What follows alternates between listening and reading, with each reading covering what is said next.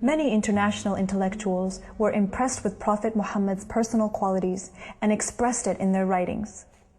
Lamartine, the famous French historian, in his book The History of the Turks, said about Prophet Muhammad, "If greatness of purpose, smallness of means, and outstanding results are the three criteria of human genius, who could dare to compare any great man in modern history with Muhammad?"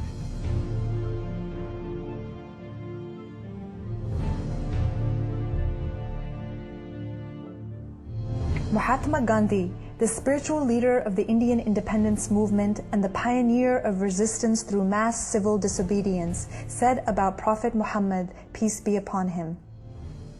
"I became more than convinced that it was not the sword that won a place for Islam in those days in the scheme of life.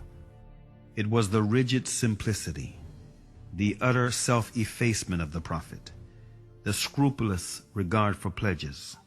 his intense devotion to his friends and followers, his intrepidity, his fearlessness, his absolute trust in God and in his own mission."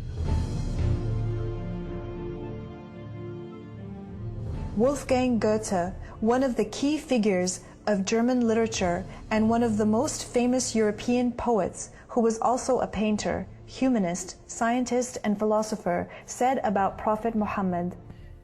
"He is a prophet and not a poet,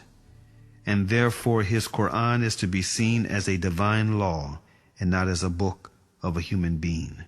made for education or entertainment."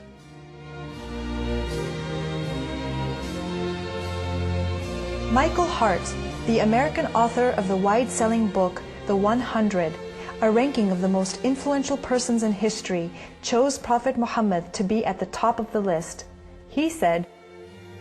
"My choice of Muhammad to lead the list of the world's most influential persons may surprise some readers and may be questioned by others. But he was the only man in history who was supremely successful on both the religious and secular levels. It is this unparalleled combination of secular and religious influence which I feel entitles Muhammad to be considered the most influential single figure in human history."